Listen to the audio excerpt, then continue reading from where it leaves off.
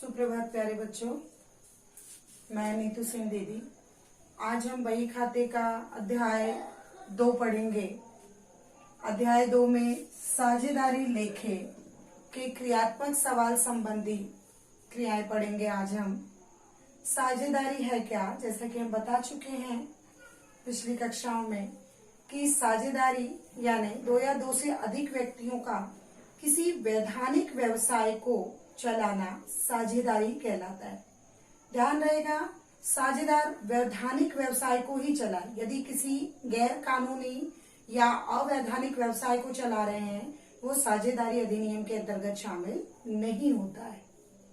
साझेदार में कम से कम 2 व्यक्तियों का होना आवश्यक है ताकि वो आपस में लाभ या हानि को बांट सके। बच्चों, अब लाभ और हानि को कैसे बांटेंगे? व्यवसाय में हमें ये भी जानना पड़ेगा कि वर्ष भर हमने काम किया तो हमें वर्ष में लाभ हो रहा है या हानि, ये कैसे हमें पता चलेगा? तो उसके लिए हमको तैयार करना पड़ेगा प्रॉफिट एंड लॉस अकाउंट, जिसको हम हिंदी में बोलेंगे लाभ हानि खाता। इसको profit and loss application account भी कहते हैं। अब profit and loss application account या प्रॉफिट एंड लॉस अकाउंट बनाने की हमारे पास कुल 2 विधियां होंगी। एक विधि है हमारे पास स्थायी किस्त पद्धति। स्थायी किस्त पद्धति यानी जिसमें पूंजी जो हमारी रहेगी स्थिर रहेगी। स्थायी किस्त पद्धति में हमारी पूंजी क्या रहेगी? स्थिर रहेगी। और परिवर्तनशील में हमारी पूंजी परिवर्तित होती रहेगी। ठीक है, परिवर्तित होगी यानी क्या होगा? बदलती रहेगी। ठीक है, तो ये हमको पता चल गया कि इसमें हमारी पूंजी क्या रहेगी? स्थायी रहेगी, और इसमें हमारी पूंजी क्या होगी? बदलती रहेगी। अब स्थायी जो प्रॉफिट एंड लॉस अकाउंट बनेगा, तो वो दोनों ही मेथड से जब हम करेंगे तो प्रॉफिट एंड लॉस बनना कंपलसरी, ये तो बनेगा ही। जब हम स्थायी किस्त से करेंगे तो एक प्रॉफिट एंड लॉस बनेगा, एक पूंजी खाता बनेगा जिसको हम पार्टनर्स कैपिटल अकाउंट बोलेंगे, और एक और बनेगा, ये दूसरा नंबर हो जाएगा। तीसरे नंबर पे आपका बन जाएगा partners current account. Partners current account यानी आपका प्रॉफिट एंड लॉस पहले नंबर पे, दूसरे नंबर पे फिक्स कैपिटल अकाउंट हो जाएगा, स्थिर पूंजी पार्टनर्स की कैपिटल बनेगी, और तीसरे नंबर पे बनेगा पार्टनर्स करेंट अकाउंट। लेकिन जब हम परिवर्तनशील पद्धति से करेंगे तो परिवर्तनशील पद्धति से मात्र 2 खाते बनेंगे। एक हमारा बनेगा प्रॉफिट एंड लॉस, तो दोनों में कॉमन है, बनेगा ही, और दूसरे नंबर पे आ जाएगा partners capital, partners current capital account. यानी इसमें 2 बनेंगे खाते और इसमें 3 बनेंगे। अब हम बच्चों profit and loss partners capital account बनाने से पहले हमको प्रॉफिट एंड लॉस अकाउंट बनाना है। तो प्रॉफिट एंड लॉस अकाउंट में किन किन मदों को शामिल किया जाता है, पहले हमको ये पता होना चाहिए कि हमारे डेबिट पक्ष में किन किन मदों को शामिल किया जाता है और क्रेडिट पक्ष में किन किन मदों को शामिल किया जाता है। तो सबसे हम पहले प्रारूप बनाएंगे। सबसे पहले प्रारूप से भी आप भली भांति परिचित हैं। प्रारूप इस प्रकार से है, इसमें हम केवल मदों को अभी समझेंगे कि स्थायी किस्त पद्धति और परिवर्तनशील पद्धति में किन किन मदों को शामिल किया जाता है, और उसके पश्चात हम प्रश्नों को हल करेंगे। ठीक है, सबसे पहले हम लिखेंगे यहाँ पे profit and loss account. Profit and loss account में सबसे पहले आएगा यहाँ पे पर्टिकुलर अमाउंट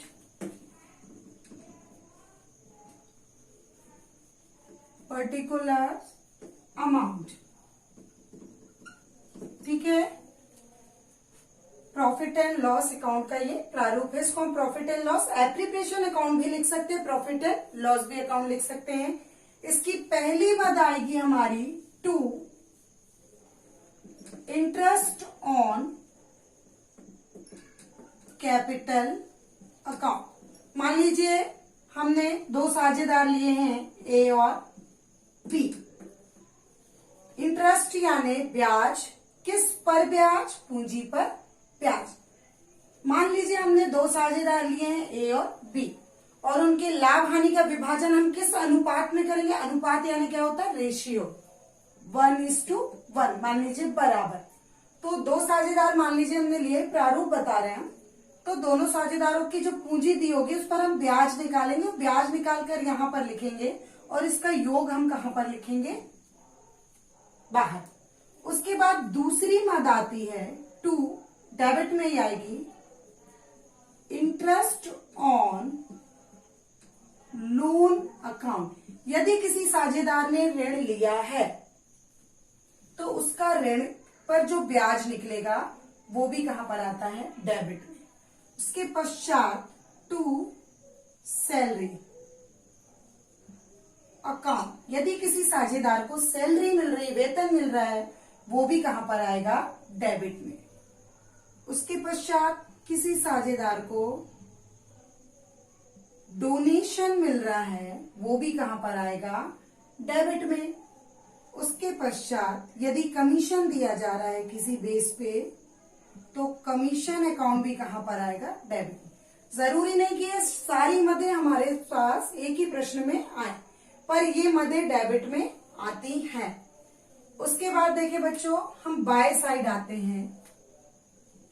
बाय साइड हमको बाय बैलेंस बीडी, वर्ष का लाभ हमको प्रश्न में पहले से ही दिया होगा कि वर्ष का लाभ इतना है, वो हमको यहां पर लिखना।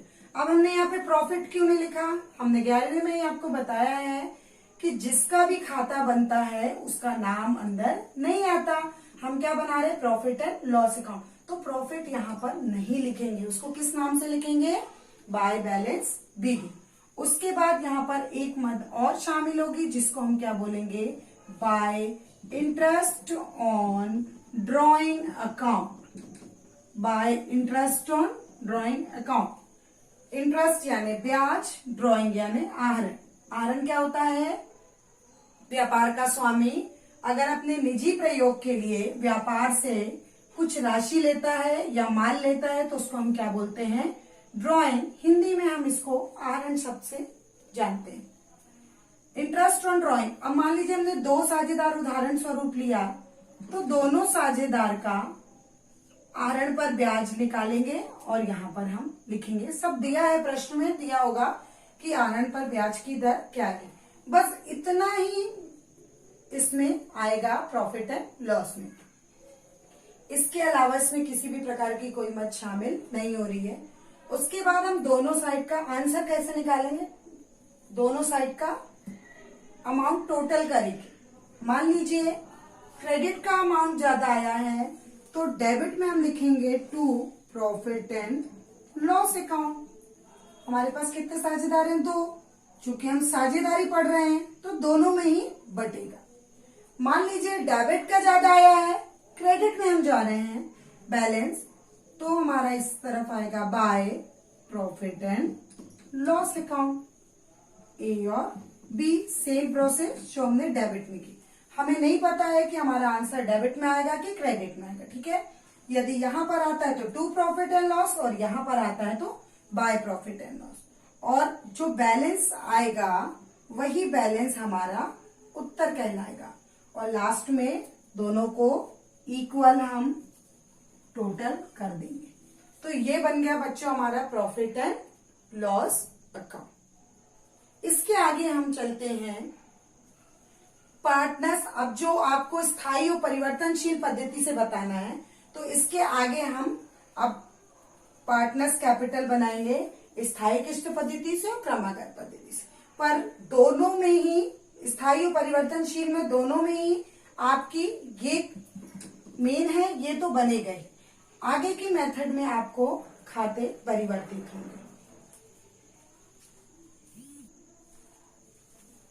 हेलो बच्चों, अभी अपन ने प्रॉफिट एंड लॉस अकाउंट पढ़ा था। आशा करती हूँ कि आपको समझ में आ गया होगा।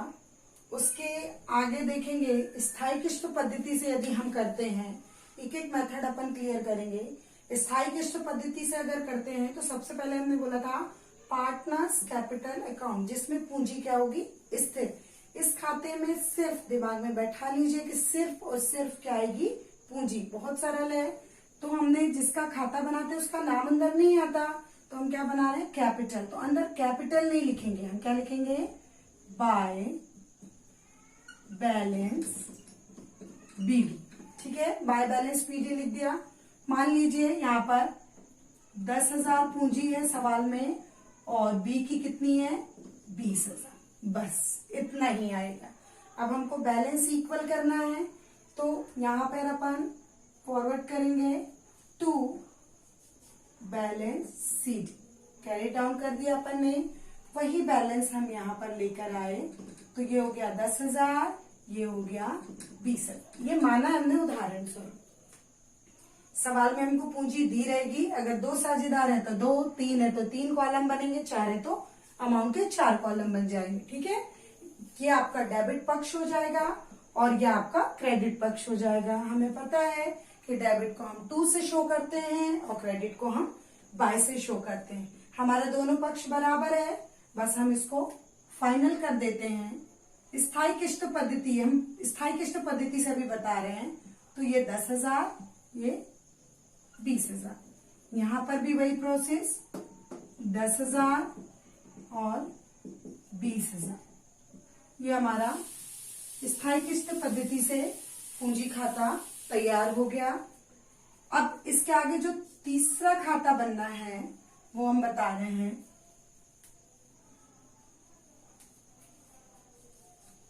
तीसरा खाता प्रारूप यही रहेगा, प्रारूप में परिवर्तन नहीं आएगा।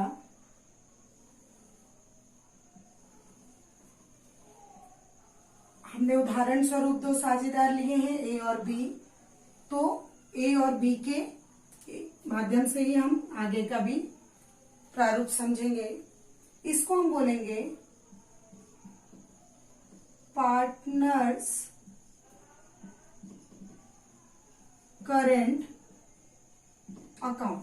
ठीक है, पार्टनर्स करेंट अकाउंट, पर्टिकुलर साझेदार ए और बी, ये डेबिट पक्ष हो गया। पर्टिकुलर साझेदार ए और बी। यहां पर भी शुरुआत हम बाय से ही करेंगे। स्थायी किश्त पद्धति में हमने पूंजी बाहर निकाल दी। अब उसके बाद जो अपन ने प्रॉफिट एंड लॉस तैयार किया था, तो जो प्रॉफिट एंड लॉस की डेबिट की मदें थी वो क्रेडिट में आती हैं। इसमें किन किन मदों को शामिल किया जाएगा, तो सबसे पहले हम लिखेंगे bye interest on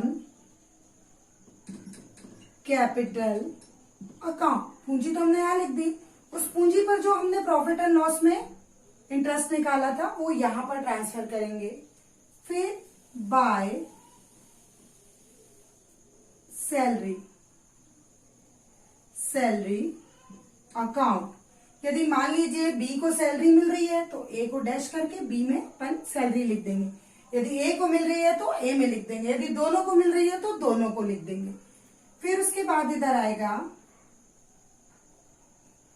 by interest on capital हो गया, बाय सैलरी हो गई, bye profit and loss account. ये हमारा जो बैलेंस आया था जिसको हम आंसर बोल रहे थे, ये वहां पर लिख देंगे जिस भी रेशो में आपने बांटा था। फिर उसके बाद डेबिट पक्ष में आएंगे, तो डेबिट पक्ष में सबसे पहले हम लिखते हैं बेटा ड्रॉइंग अकाउंट। प्रत्येक साझेदार ने कितना आहरण किया, यदि दिया है तो कहां पर आएगा, डेबिट में। फिर उसके बाद लिखेंगे to interest on drawing account. इस आहरण पर हमने कितना ब्याज दिया वो आएगा।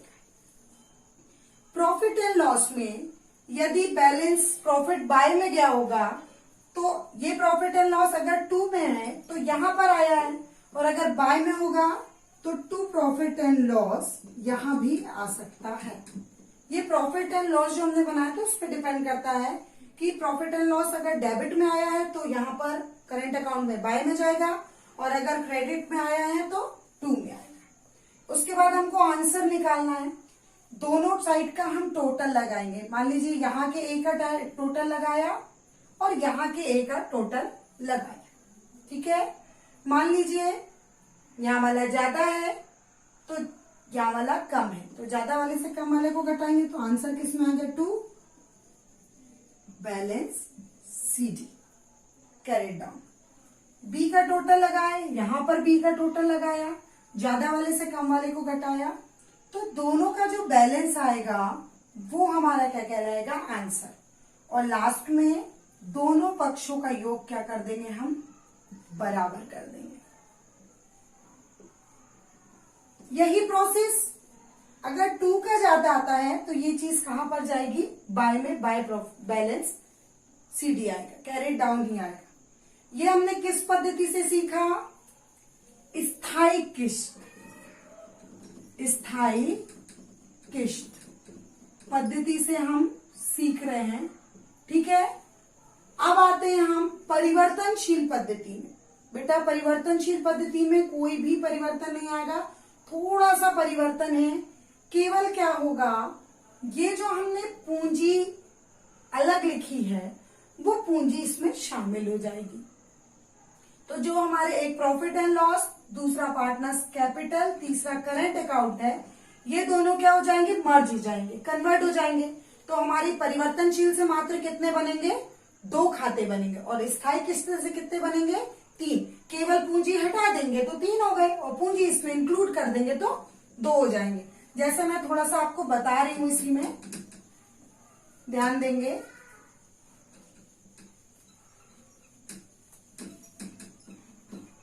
पूंजी को यदि हम इसमें ऐड कर देते हैं तो ये पूरा आपको जैसा आपने समझा सेम वही प्रोसेस है, थोड़ा सा परिवर्तन आएगा बेटा। देखें, इसी में यदि हमने केवल क्या ऐड कर दिया, पूंजी,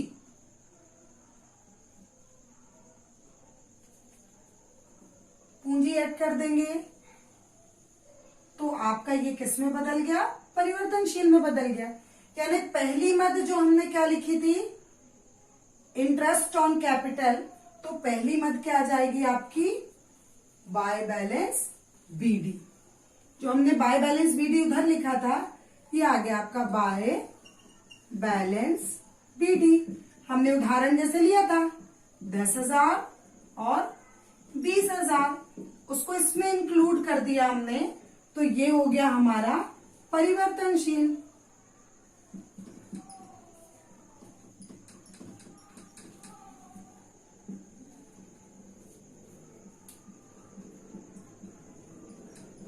देखिए कुछ भी परिवर्तन नहीं हुआ, केवल हमने इस जो स्थायी किस्त पद्धति से था इसको उठाकर हमने इसमें मर्ज कर दिया, तो ये कौन सी पद्धति हो गई, परिवर्तनशील, परिवर्तनशील पद्धति, जिसको हम अस्थायी भी बोल सकते हैं, जिसको हम अस्थायी भी बोल सकते हैं, जिसमें पूंजी बदलती रहती है।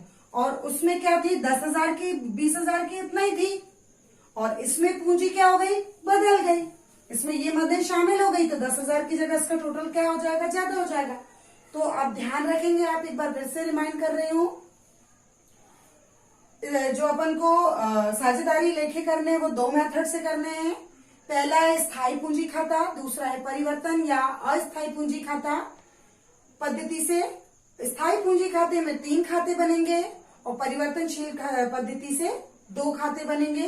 पूंजी उसमें मर्ज हो गई तो वो परिवर्तनशील हो गया, पूंजी को हटा के अलग कर दिया तो अपना स्थायी हो गया। ठीक है बच्चों, अब इसके आगे हम इसके क्रियात्मक सवाल अगली कक्षा में शुरू करें। धन्यवाद।